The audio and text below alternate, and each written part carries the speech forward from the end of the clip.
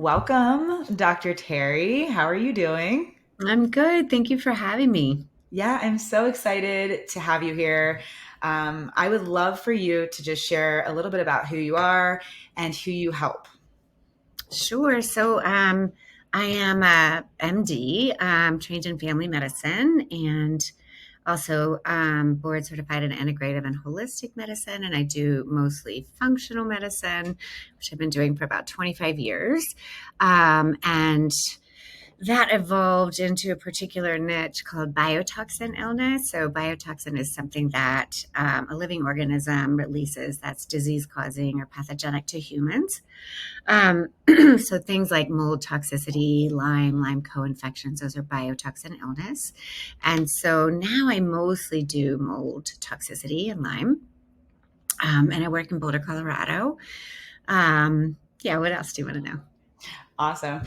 So I would ask too, just like how many people are coming to you because of Lyme versus mold? Do you have like an amount of people that you're seeing or cases that you're seeing, or what's the connection between people who have both? Maybe. Yeah. I probably get equal numbers of mold and Lyme. And that's probably 80% of my practice between the two. So the relationship between mold and Lyme is really important because if there's mold in the system, the body can't clear the Lyme. So the mold suppresses your immune system, and then the Lyme becomes opportunistic and replicates and activates in the presence of mold. And so, for like often, what I see is somebody maybe had a remote exposure to Lyme when they were little. They lived on the East Coast, they spent a lot of time outside, never knew they had it, whatever. And then they're in a moldy place, and then the Lyme symptoms also start. They get mold symptoms and they get Lyme symptoms. And so, the rule for me and most people that do what I do is if there's mold in a Lyme case, you always treat the mold first because a lot of times then the Lyme goes back into dormancy and goes away, and you don't have to even go down the whole Lyme road. So they're real connected. So if I get someone with Lyme, I always test them for mold first. Yeah. Um, yeah. Are there specific symptoms that someone presents with when they have had mold exposure versus Lyme exposure? Yeah. Mold symptoms are commonly fatigue, brain fog, cognitive dysfunction of all kinds, memory loss, and all kinds of things.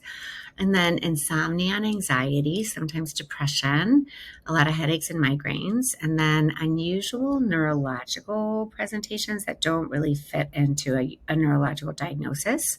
So, like asymmetrical numbness, tingling, weakness, burning sensations, ice pick sensations, crawling sensations, muscle twitches all over, balance issues, sometimes visual stuff. And then there's often unexplained weight gain or weight loss, like rapid.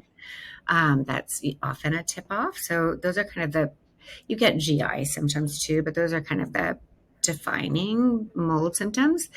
And then, so in Lyme, there's also co-infections. And so those will have a whole like separate set of symptomatology. The bacteria that causes Lyme is called Borrelia, and the symptoms that are sort of more classically Borrelia would be fatigue, brain fog, but then joint pain and achiness and flu-like symptoms, which is kind of like you feel like you're coming down with something, but you don't get a cold, kind of that low-grade fever feeling. So, Yeah. more pain syndromes, muscle pain, bone pain, that kind of thing. And then Bartonella is a co-infection in Lyme, and I'll just mention that one because its symptomatology is really similar to mold. So those two can be hard to kind of tease out clinically sometimes. So also fatigue, brain fog, migraines, insomnia, anxiety, more gut dysfunction, and then a lot of weird neurological symptoms, often nerve pain. So people that have like trigeminal neuralgia or other peripheral neuropathies is often Bartonella, and they often have pain on the bottom of the feet as well. But yeah, those two they present pretty similar. Luckily, we always treat them all first, so let's see what happens after that. Yeah. I was curious, how many people come to you having been misdiagnosed with something else? Oh, a ton. Yeah. Yeah. So, I mean, it's changed a lot over time because this is, now I'm known for doing mold and Lyme. And so now I get a decent amount of patients that just walk in my door and go, I have Lyme, help me, or I have mold, help me. But yeah, the things that it comes in is like, it's all the trash can diagnoses. So I don't really believe in any of them, but like chronic fatigue syndrome, that is a label that says you're chronically tired and we don't know why and we can't help you. So we're going to give you a label and send you on your way. Yeah. So chronic fatigue, fibromyalgia, weird pain syndromes, a lot of the rheumatological disorders, but like when they don't quite fit, like it's a soft call for like things like rheumatoid or MS, or often it's a like they didn't quite fit the diagnosis but sort of do. Like a lot of times that is more mold or Lyme masquerading as one of those disorders. Mixed connective tissue disorders is often biotoxin. That's another just trash can label. Or irritable bowel, your bowel's not happy. Hmm. There's Yeah. always a cause for your irritable bowel. It's not like it's a diagnosis, like it's a root cause.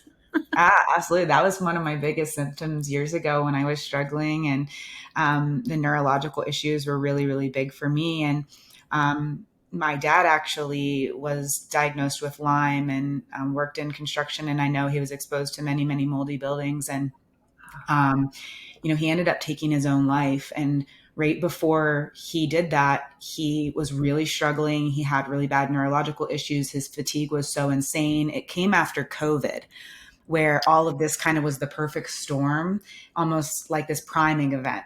And, he went to doctor to doctor to doctor, could not figure out what was going on.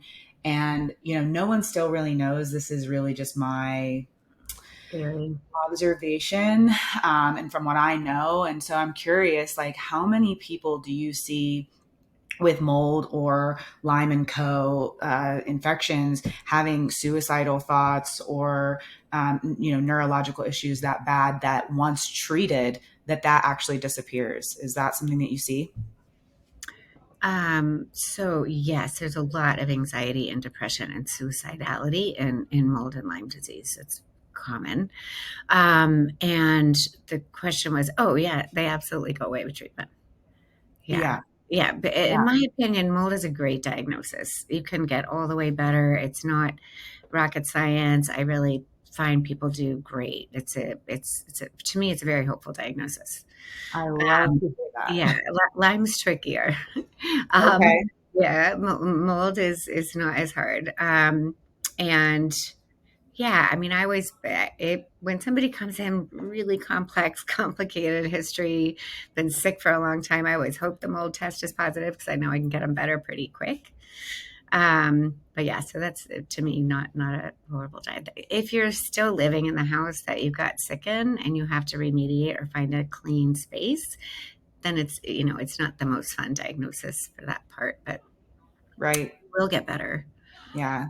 It opens up such a big can of worms because it's not just like, hey, here's the protocol, take these supplements. It's like, well, why are we getting exposed to this mold in the first place? Was this a previous exposure? Is this a current exposure? And that's, but it is hopeful to know that at least if people can to get to you to at least get the proper diagnosis that mold is playing a role, then it's treatable. And I'm curious, how long do you see it taking for somebody to heal from mold if they're following your steps? So that's my least favorite question, but I always get asked it. Yeah. It varies so wildly. So,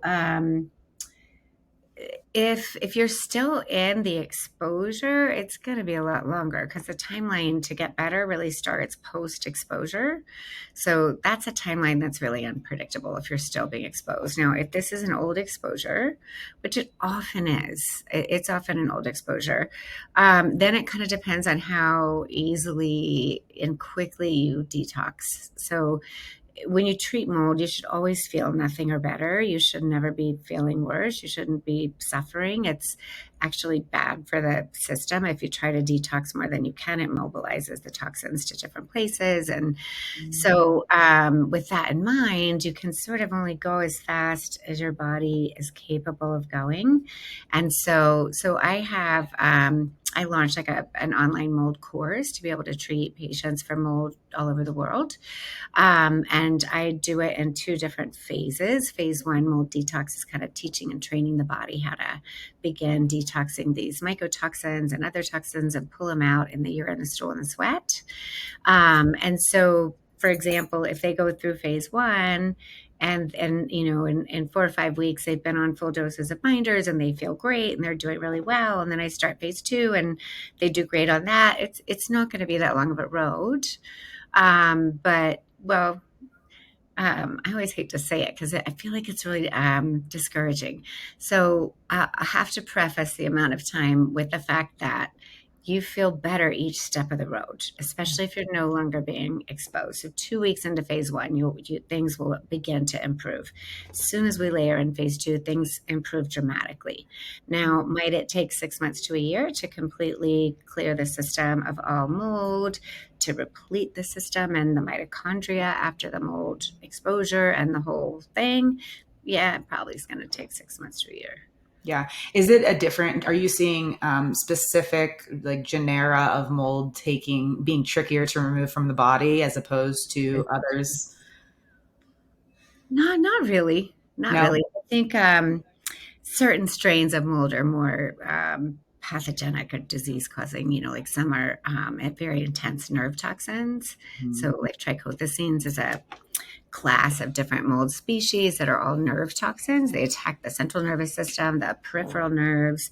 They've been used as chemical warfare agents. They're really nasty. Yeah. Yeah, so there's a difference in how they present. But no, I haven't found any particular one harder to treat. Yeah. That's also a sharing, just knowing, depending on what situation someone is in, it's sort of, they're all kind of removed in the same way. So if somebody is presenting with symptoms, they're listening to this and they're thinking, oh my gosh, like I think I have some of these symptoms. What is the very first step that you would take somebody through to begin their journey of healing? Yeah, so I just test them. I do a urinary mycotoxin test. I have a couple companies that I really like.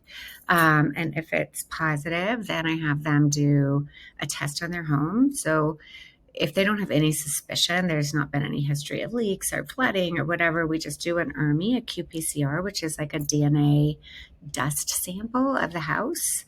And then if that looks bad, then we get an indoor environmental professional out to do some, a full home evaluation and testing. But I start with just testing the human and seeing if that's what it is. Yeah. Awesome. And then one of the things that I was curious about too is for somebody who might not have a lot of money or a lot of resources. Well, you had mentioned that you have a course. So I'm assuming that that's maybe an affordable way for somebody to get the information that they need to start that journey. Would you agree? It's half the cost of my initial consult. So normally you'd be meeting with me every 4 weeks. So yeah, it's much more affordable. Yeah, amazing. And then are there like free tools or other healing modalities that people who might not have the resources that they could be doing to begin healing? Yeah, so there's a lot of things that help pull out biotoxins. So, infrared sauna, ionic foot bath, detox baths, which are like 6 cups of baking soda and 6 cups of Epsom salts, lymphatic drainage, acupuncture. A lot of these things will help mobilize and begin to pull mycotoxins out. So, if you do some of the parts of the protocol are expensive, but like the charcoal is one of the main binders that we use. It's not expensive. Bentonite clay is another main binder that's not expensive. Even if we're doing some cholestyramine, most insurance covers it. You can usually get it kind of affordably.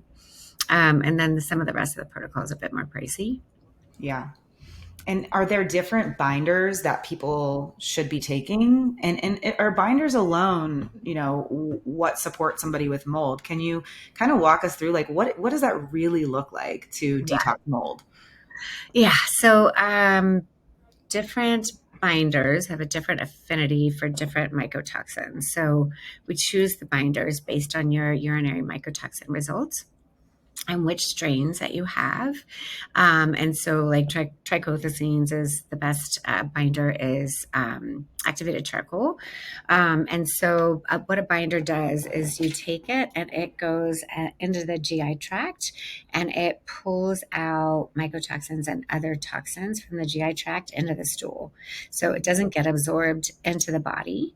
It just sort of sops up the stuff the body's been able to get into the GI tract and pull out. So we have this weird way of circulating stuff through our liver from our gut, and often the toxins just get reabsorbed, and this just keeps them from getting reabsorbed and pulls them out. And so you need different binders depending on which strains of mold. But yeah, did I answer how do the binders work? Yeah, I think that helps. So you're using different binders just depending on what mycotoxin you're finding, and um, and then also supplemental, getting it out through sweating and maybe lymphatic drainage. And are there other like modalities like that you're recommending as sort of part of the protocol for your mold patients? Well, now are you talking in general or for if people are really financially strapped? Just in general. Okay, yeah. I guess So, well, I was I gonna say mean, maybe we can actually put that into two categories. Like sure. I'd love to know like fully what are all the modalities, and then maybe if someone had to prioritize a couple, because I know that we could go down a big rabbit hole with all the different things. Yeah. So, I mean, to be honest, like doing a mold protocol, doing the full like thing all the way to the end, it's quite pricey. So I try to have patients do the things that are easy, like if they have an infrared sauna at home or detox baths, or I don't, like things like IV phosphatidylcholine and glutathione really help. They'll pull out a ton of mycotoxin. You'll feel better after each IV, but they're pricey, and you don't need them to get better. You'll get better a little quicker, and so that's some things like that are really nice options. But not necessary if you don't have the means at all. So, um, yeah, I mean, you can do. I mean, ozone is nice for the Lyme and co-infections if you have accessibility to that. And then, yeah, that I try to recommend. I have a whole biotoxin relief guide that I give to patients, but I try to recommend the stuff that is, I'm not adding a whole other financial burden with now you have to go buy these, this red light thing and go do HBOT, and because really, if they can do the protocol, they'll get all the way better. Yeah. Yeah. Yeah, so there's lots of options. So it depends. You do see when people are using a lot of these modalities in conjunction with the protocol, it's a quicker turnaround time. Yeah, often. Yeah. Mhm. Yeah. Yeah, because the people that get sick from mold are the ones that can't detox it. They can't metabolize it. They can't detoxify it. They can't get it out of the body in the urine, the stool, or the sweat. And so then it just builds up in the body. So I'm sure you've talked about total body burden, like your internal toxic bucket. So the idea is when we're born, we have an internal bucket and it gets full over time with plastics and pesticides and glyphosate and maybe heavy metals and maybe biotoxin from Lyme and maybe spike protein and inflammation from a big couple of COVID hits. And then you live in a moldy place and the mycotoxins, once your bucket overflows, the system crashes. And that's where you get symptomatic. And so that's kind of how to me, the whole COVID thing sort of fits in. It takes up a big chunk of the bucket for some people. And so the cool thing about that total body burden concept is that you can pull out any of those things in the bucket and that level comes down. And when it comes down enough that you've got bandwidth again to like have exposures and be in the world and be engaged, like then you got your life back some, right? So ideally we get the bucket as low as possible. So you don't ever have to do this again. but, Yeah. but yeah, so, yeah, but I love to pull out the mold regardless of if it was the COVID that tipped them or whatever, because it just always, it's easy to treat and people just do really well. Yeah. Are you seeing so let me actually go back a little bit. How many of your cases have like mast cell activation syndrome? Like, how does that play into all of this as well? Can you walk through that a little bit? Sure, yeah. So mast cell activation syndrome is your mast cells are white blood cells and they house your histamine and other inflammatory intermediaries. And you sort of get like a whole body dump of your mast cells at once, which then looks like flushing, swelling, hives. A lot of times it's after you eat, but it's not necessarily dependent on what you're eating. It just is the act of eating. Some of those people will find low histamine diets are better. And then it's triggered by untreated infections. So it's often triggered by mold or yeast, and it's often triggered by Lyme and Lyme co-infections. Mm. And the system gets so inflamed. You can imagine if you've got so his histamine makes all of our vessels leaky and permeable so that the white cells can get out and fight the bugs and things like that. So the brain doesn't work well when there's a lot of histamine. You've got a leaky blood-brain barrier. You feel foggy. So some of the other symptoms of MCAS I see is also brain fog and elevated heart rate right after eating. But because of all the inflammation and histamine in the system, they tend to be more sensitive. And so a lot of times they'll have adverse reactions to everything you try to give them. Just won't tolerate anything. And so we often have, even though maybe mold is the root cause of the MCAS, we still sometimes have to treat the MCAS first so that the body is strong enough to tolerate treating the mold. Yeah, and that's just a lot of antihistamines, mast cell stabilizers, natural and over the counter and pharmaceutical and compounded. A lot of all that. It's a bummer of a diagnosis, the MCAS, because often people can't eat that many foods, and it's always my goal to get them eating as many different foods as possible and being really able to live a normal life and not, live in fear of mold or live in a tent or anything like that. Right. Yeah, it's a real struggle with the MCAS because I mean, people can't just start doing the protocol. I mean, they can barely sometimes tolerate those supplements that they need to. So it's great to hear that you're treating that first and recognizing that as problematic in people. Yeah. What has been like the most surprising thing that you've learned from doing this work? And I'm also kind of curious to go back. We didn't talk about this when I was introducing you, but how did you get into this? Like, do you have a personal story that got you into mold specifically? Or Yeah, Lyme? of course I do. We all do, I think. Yeah. So I was doing functional medicine, loving it, having great results. I found about 80% of my patients would get better with the regular functional medicine interventions. You get them sleeping, you heal the gut, optimize nutrients, all that kind of stuff. And then some 15% of my patients just wouldn't budge at all. Nothing I did made them any better. And they all turned out at the time to have Lyme or Lyme co-infections. And so I ended up kind of diving into that world a bit from just the 15% doesn't get better at all, and then you figure out that they have Lyme, and then you start treating the Lyme, and then they get better. And so that kind of brought me into the Lyme world. And then my son was 8 years old. He was one of those really thrill-seeking maniac boys that tried to, jump off of things and hurt himself and go full speed and not eat. And he started limping out of nowhere, and he would sort of deny it. I'd go, Kai, do your knees hurt? Because he'd be walking down the stairs sideways and he would go, nope. And then he'd turn forward and walk normal. But when nobody was looking, he was Yeah. looking and he was stiff. Like he'd get out of a car ride and be all stiff or stiff in the mornings. And then he got anxiety, which he'd never had, which was not at all like his personality. And then he was scrappy, underweight, 8-year old, and he put on 30 pounds in like 6 weeks. Mm. Yeah. And the poor thing, I mean, it just felt so uncomfortable in his body. It was, awful. Anyway, so ended up finding out he had Lyme. Tried to treat him myself. Don't ever try to treat your own child for Lyme. It's not a smart idea. So I ended up taking him to some really great Lyme docs. We ended up with Dr. Stephen Harris in California.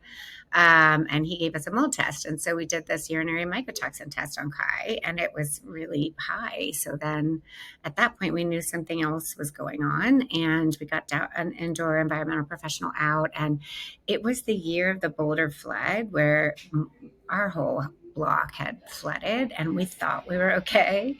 And that turns out so under our house was under the entire house was this huge crawl space, but the water was all under the vapor barrier. And so the guy came and cut it and there was 3 feet of water under the whole house and all the airborne spore traps were in the red. It was like bad. Yeah. And so then we put him on, sort of phase 1 mold detox binders and liposomal glutathione, organ detox support. And then we sold the house, remediated it, sold the house. The marriage didn't make it out, unfortunately. But when I got Kai out of the house and then started him on phase 2 with antifungals, he got better pretty quickly. Wow. Yeah, but it had been before that. I guess I didn't describe how bad it got. He was bedridden for about 6 months with like 9 out of 10 pain in his head. I know at 8 years old, it was awful. And so, yeah, it was brutal. And then he got better pretty quick. Kids get better quicker. Yeah. They generally tend to, it wasn't all that long. And then, he's doing marathons and he's a chemical engineering student at CU and he's no remaining anything. He's doing great. Yeah. That's amazing. Yeah. You touched on it, what people go through, like the emotional turmoil and the relationships that can tear apart and the emotional and mental fatigue. I'm curious, do you see that a lot where one person in the home is really sick and then one person is not? And how, I don't know, how do you approach that with clients? Yeah, you just have to get real with the patients because it's the most common that only one person in a household gets sick, and sometimes it's 2 out of 4, but sometimes it's just 1. And so it's really easy to feel like, how could it possibly be the house? We're all fine, but it's really only 1/4 of the population that is sensitive, and I think that percentage is changing. I think for a variety of reasons. I think the way that we build in this country, we build our homes with mold food, basically. And then we run pipes through the mold food and hope for the best. And then we know now that if you expose mold to EMF, it releases 10 times more mycotoxins. So it's possible somebody could have handled or tolerated a little mold in the basement, and then you put your Wi-Fi down there, and now it's 10 times more toxic in the whole house. Yeah. So that can be a factor. And then I just think our buckets are fuller and there's less bandwidth and tolerance for more exposures to things. Yeah. And I also totally admit that this is my field and it walks in my door every day. So I probably have a distorted sense, like I think it's everywhere. Everyone's got it, but it's also just what shows up for me. So. Yeah. Well, you're actually seeing what's showing up on the tests. I'm seeing it in the environment when people are, sharing photos and I see what is actually happening. And especially even in new construction, we're building tighter than ever, which I think is important because more moisture travels through air than through vapor in our walls. But we're not ventilating our homes properly at all to meet that demand. And again, we're using really cheap materials that are not withstanding the test of time. And so just kind of touching back on what you just said though. So when you see that one person is, experiencing symptoms, is it that, total body burden, you think, or are you saying it's because they're genetically predispositioned? Because earlier we talked about, you're seeing that no matter what the genetics, people are getting impacted by this. So are you seeing a common theme between those experiencing symptoms in one household and those who are not? So I think that there are genetic factors because I think it's clearly some people can detox it and they're fine, and some people can't, and then it builds up in the body. I don't think we have. I think we're at the beginnings of understanding some of the genetics. I don't know if you've heard out, but Shoemaker came out with the Genie test, which is genetic, and I played with it some. I haven't found it to be totally clinically helpful yet. It's a little pricey. Bob Miller also has a genetic thing, that is can show some, genetic deficiencies in your ability to detoxify mold and get it out of the body. Again, it's also kind of expensive, and I think it's still in the beginning stages. But yeah, I think we'll learn more over time why it would take one person down. And I think it can be a lot of those factors, like did they have a remote exposure to Lyme? Did they have other things in their bucket? Or was it just that they can't detox it? I mean, I really think, yeah, I mean, I think I can't teach. I mean, I can now because I've taught my body how to do it, but I don't think that I was a person that could naturally. Mm. Yeah. So, I mean, when I was going to ask, are there genetic tests that someone can take if they wanted to know their predisposition? But it sounds like, either way, though, you'd still start with just doing the detox if you're presenting with symptoms because it's extra money. Yeah, the mycotoxin test. I would just start there. I mean, I think you might be referring to the HLA-DR, and that's something that we used years ago to try to determine if people are susceptible to mold or Lyme or both.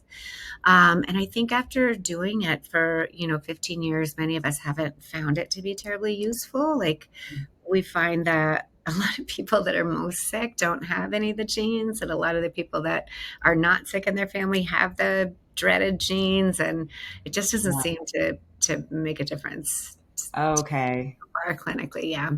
Oh, interesting. Okay. Are there other genetic predispositions that you were talking about earlier? Well, there's a lot of detoxification enzymes and things that you can have genetic SNPs in, and that's like, so the Genie looks at some of the Genie's actually more transcriptomics, which is expression of the genes, and then the Bob Miller test is more like the SNPs and your ability to detoxify. One common thing that I check for that is genetic that relates to mold is the MTHFR gene. Mhm. So that's a genetic test of your ability to methylate. You do have to be able to methylate to detoxify mycotoxins and get them out of the body.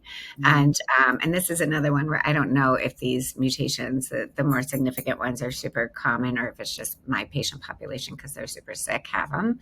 But yeah, a lot of my mold patients have significant MTHFR mutations. Mm. And so with those, we do methylated B vitamins that donate methyl groups, and then they can detox the stuff in the system. That's what I was going to ask. Can you walk us through a little bit more what like methylation means? Sure, Exactly? yeah. It's always an interesting one. So methylation is part of your detoxification process. It is not the most important step of detox. It's one of 8, 9, 10 steps, depending on kind of how you look at it. But people with methylation mutations, if they're significant ones, are more at risk for fatigue, anxiety, insomnia, and depression. I see a lot of that in clinic, so I draw them all the time. And so the regular like LabCorp Quest MTHFR test looks at 2 genes. There's an A gene and a C gene. You have 2 copies of both. And so depending on your SNPs or mutations, you have a different requirement for methylated Bs in order to maintain optimum health, because you'll be at a deficiency to methylate. And so for example, everything that has to come in from the outside world has to get methylated to get out of the body in the urine, the stool, and the sweat. Our own hormones and neurotransmitters have to get methylated to get out of the body. So you can think of the example of like your cortisol and your adrenaline are supposed to be kind of high in the morning and go down to 0 before bed. And in order to get them out of your system, they have to get methylated and get out in the urine, as well, in the sweat. So if you have an inability to methylate, then that stuff stays around all night, and then it's there in the morning, and then you make more of it. And then you can totally see how the, insomnia and anxiety and depression and all that kind of come after that. But it's really easy to mitigate for. You just do methylated B complex. Oh, And then wow. depending on which mutation, you do more of them. And, Okay. Would you say that like those genetics are some of the biggest things holding people back from healing from these things, or what would you say is like the biggest thing that holds people back when they're trying to heal? okay. So the first part of that question is no, I don't find this is a huge part of the puzzle. I find that MTHFR is a small part. Mhm. It's there, but it's not the crux of the matter. And then the second part of your question is what surprised me. I was wondering what was holding people, like the biggest thing you see holding people back when they're trying to heal. Yeah, so that's a really great question because there's a lot of common pitfalls out there that people do and then make themselves more sick, and then they think they can't get better and they sort of give up because the Mm. Western medical establishment can't help them. And then they tried some things, they got worse, they just kind of give up. So the things that people often will do that will make them more sick is going too much too fast. So you Mm. have to respect your body's ability to pull and detox these things, and your body will get better and better and better and better and quicker at it, but you have to sort of respect the boundary at first. And then the order of things is really important. So I can give the example of, so if you start someone on an antifungal and they're sick, and you haven't started them on phase one and taught the body how to pull this stuff out or anything yet. So if you've got colonized mold in your system, meaning mold living in you, so upper respiratory tract or GI tract, most commonly in the sinuses, if you add an antifungal, you will kill that mold living in the system. And when you kill it, it releases more mycotoxins, its contents. Mm. And so there you go. You just flooded the system even more. And you just made the patient 10 times more sick because this body was not ready for more mycotoxins. You hadn't even lowered that burden down at all. Mm. And so the order of things is really important, and the pace. And making sure that as you increase binders and layer in new things, that you're always feeling either nothing or better. Mhm. And so yeah, it's, as people often, and if you go online, and there's a whole surviving mold website, and I've had so many people who go, I took 4 packets of cholestyramine a day for like a week, and then it was suicidal. I didn't get out of bed for 6 months. Oh, wow. I was like, oh my God, who would ever tell you to take 4 packets of cholestyramine? Yeah. Yeah. So it's usually just that. They go too hard, too fast. They're not honoring and listening. They're impatient, or they go the wrong order. Yeah, that's really good advice because I think as a society, like if we don't feel the pain, like there's no gain. Like it's just like that's what society has been trained to Well, feel. and it's true in Lyme a lot. Like if you do everything right in Lyme, it should be minimal herxing. But so in the Lyme biotoxin world, they hear all about the herxing, so they think it's good on some level. Like, Yeah. and it's not really true for mold. It's you shouldn't feel worse. Yeah. Um, I'm curious, what would somebody need to do for nasal colonization? Yeah, Sinuses. so part of the phase one mold detox is a nasal spray. So I use, and the main reason is because the most common place of it living in your body is in the sinuses. Your sinuses don't have any blood flow, so it's hard to get any agents in there, killing agents, antibiotics, or anything. And so the nasal spray is trying to just get a little antifungal and something for biofilm Mhm. straight into the sinuses. And so it just, getting something right there to where it likely is. And I do a compounded nasal spray called BEI. It's got itraconazole and EDTA for the biofilm. And I start with that one, and then depending on how long they're on nasal sprays, I'll switch them to other stuff as well. What about X Clear? I like X Clear. You do? Yeah, it's in the in the rhythm of things that I do, I usually start with the hardcore one first if they can, afford it and swing it. But I like XClear. They've got that new one too with the EDTA in it. Oh, okay. What's Yeah. that? So the EDTA breaks open the biofilm. Do you know what biofilm is? I was going to ask, I do, but I would love for you to walk us through what biofilms are and how they play a role just in general when it comes to mold. Yeah.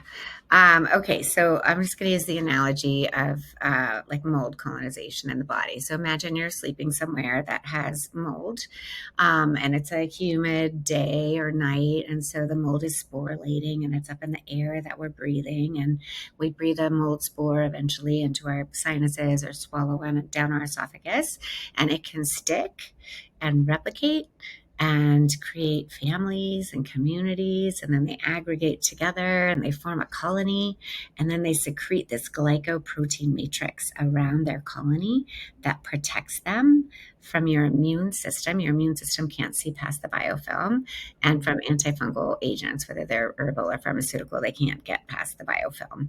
And so it's like the house that protects them, kind of. And so eventually you have to open up the biofilm to get rid of all the mold. However, if you open up biofilm in the beginning, that's another example of, you flood the system with a ton of the same thing that just made you sick. So you have to do it. It happens last. Mm-hmm. And when you add it in at the right time, it feels great in the system, not worse. Yeah. Yeah, like biofilm busters. So Yeah. trying, Biofilm. So I'm trying to think of the herb that I was drinking that was for biofilms. Oh my gosh, it's escaping me right now. What are some good like herbs? biocidin, is that what you're thinking of? No, well, biocidin is one, but it was actually just an herb. I can't remember what. So I think it's like, I don't like patients to take things that open up biofilm like randomly without knowing like what biofilm am I targeting. So yeast and mold has that like kind of a harder biofilm. Bacteria has kind of a slimy biofilm. Like they're all a little different. And our good bacteria colonized in our microbiome, they have biofilm. And if we break open their biofilm, they may not continue to be permanently colonized. So I use biofilm stuff really, targeted and carefully. Oh, interesting. So what you're saying is the biofilm busting herbs, like drinking a tea, like an herb that can help with biofilms, could also be They're damaging also or good good. biofilms. So I Oh, think people have the perception biofilm's bad. We have hmm. good biofilm too. We want that biofilm. We want that happy colonization in our microbiome and our oral microbiome and everywhere. So yeah, it's not like just we should just open up all biofilms. Well, I thought we were supposed to, so this is great that we're having this conversation. Um, And also, if you're opening up a biofilm of something you're targeting, you want to make sure you have an agent to kill the thing that you're releasing. So, oh, for yeah. example, you wouldn't open up mold biofilm until you had antifungals on board.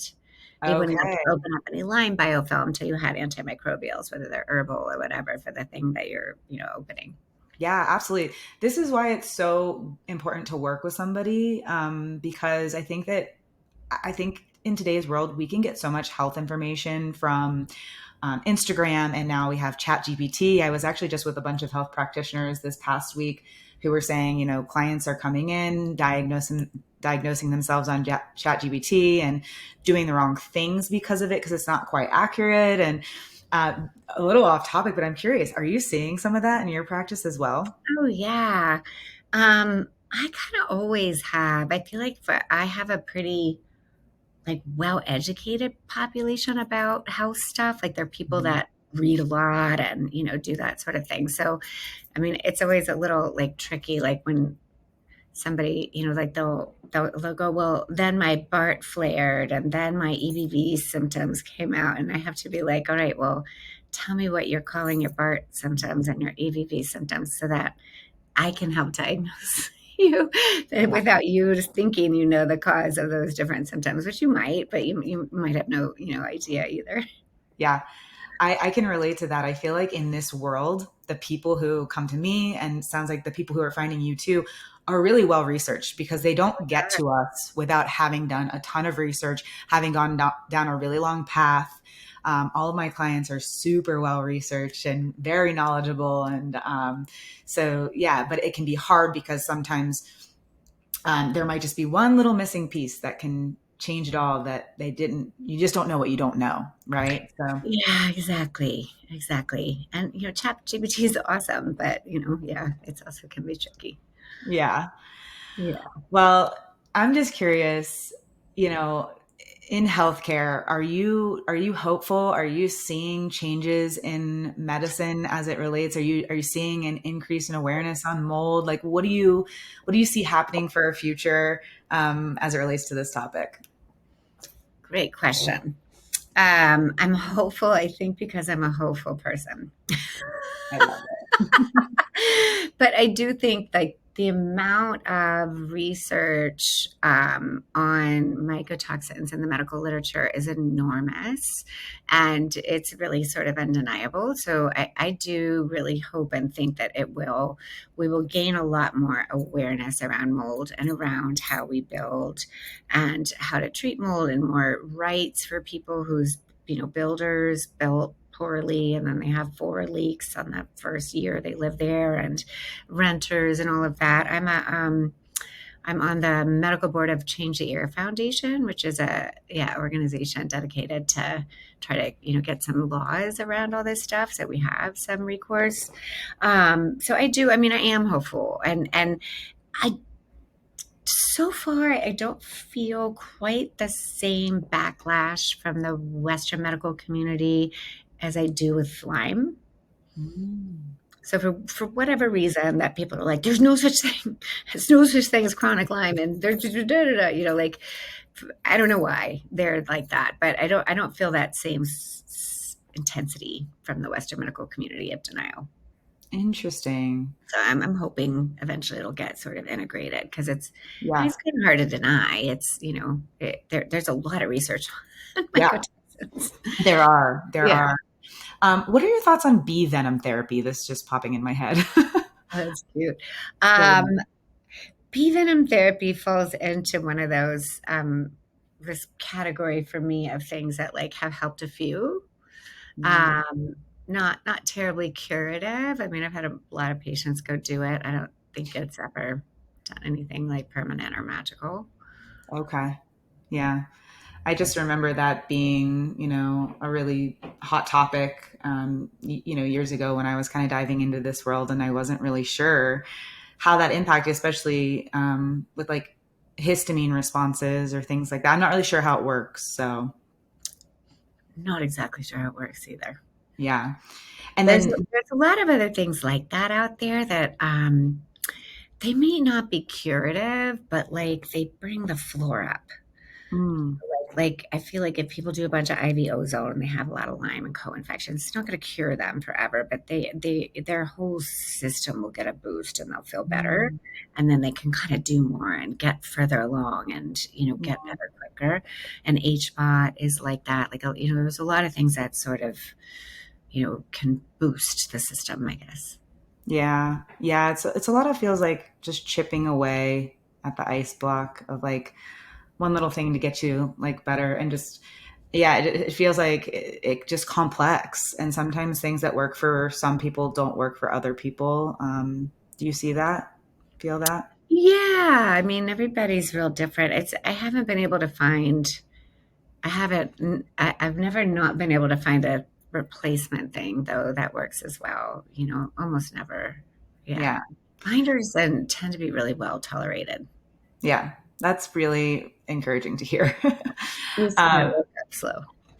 and sort of like in closing, I know a lot of the things that we're talking about here can be scary or overwhelming for people, especially if they're just hearing this for the first time and thinking, oh my gosh, like I have some of these symptoms, is this me? And starting to go down this rabbit hole. What are some words of encouragement that you can provide for anyone listening who might be feeling overwhelmed? Yeah, so I really feel like if it's mold, you should have tons of hope. Like you can absolutely get better. It is not a horrible diagnosis. It's not, you know, um, certainly not fatal or anything like that. But it's totally treatable. And for many people, it's a previous exposure. So it's not like the whole part of having to find a new home and for me, when people have been chronically ill for a long time with a lot of different symptoms and with anxiety and depression with it as well, they just want an answer. Like they need an answer, and then they can start moving to get back to their health again. And people get their life back from mold all the time. It's totally doable. Yeah, I love that. And so, one thing I like to do to tie all of my guests together is really just ask, through doing this work and obviously your experience with your son and your own home and your partnership and all of this that's led you here today, how has that shifted who you are and how you show up in the world?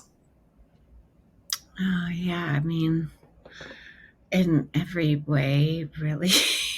I've had 3 massive mold exposures. I got really, really sick. And so, I mean, there's so many interesting parts I could touch on one. If you're a mom, don't just treat your kid, treat yourself too. Don't wait 3 years. I Mhm. waited 2 years and had migraines every day. And the first dose of an antifungal I took, they went away, and I could not believe I waited so long. But you focus on your kid when you're a mom, so like don't do that. Yeah. And yeah, it's a process of like at first like getting out of the exposure and getting yourself healthy again, and then it's learning tolerance and resiliency, Mhm. and trusting really that you're okay and that you're never going to get that sick again. Like what I always tell my patients is when they get better is you're never going to get as sick as you were, because one, your body knows how to do this now. It's practiced. You have to go so slow in the beginning. You can just start everything. You know exactly what to take. And then, you've got me, and then you've even probably got a remediator or inspector or somebody so that if, there's a water issue, you just take care of it really quick. You don't panic. And, that is the whole limbic retraining piece in there. But yeah, I mean, a lot of it is then just getting over the panic, because there's mold, there's water intrusion, like it's going to happen again, but it doesn't mean we're going to get, our lives aren't going to get totally upended. Yeah. Can you quickly just touch on that limbic piece again? Because that I think is a missing piece if people aren't focusing on that as well. Yeah, absolutely. So nervous system retraining um, falls into a few different categories. There's a limbic retraining. Limbic is kind of the emotional body of your brain. And then there's polyvagal theory, which is so your vagus nerve goes from your brainstem to your diaphragm. It's in there deeper. And these are patients that are harder to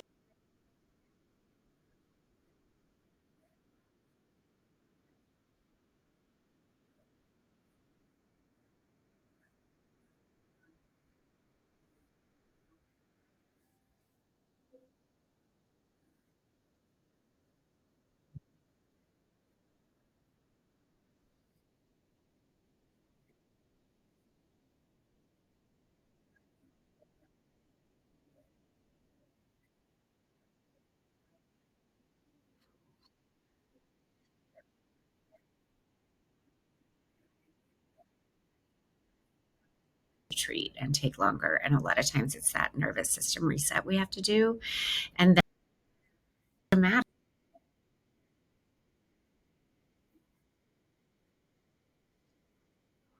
I mean, you're getting medical gaslighting daily, and you're barely surviving, and you feel guilty and anxious, and you can't work, and you can barely take care of your kids. It's awful. And so, by the time they get to me, they've also got medical trauma on top of, they might have had their own life trauma. And then, I guess the underlying thing of all this is the body won't heal if it doesn't feel safe. And if your home has poisoned you unknowingly, slowly, you may not feel safe, right? And so you're not going to be able to get 100% better until you train your system to feel safe again. Yeah. Yeah. Yeah. That's a big part of what I share with people who are, building brand new homes. And if you don't feel that safety in your body, even if the home doesn't have any issues, there's still that sense of fear that needs to be resolved internally before you can even feel safe in the home. So it's not the home's job to provide the safety.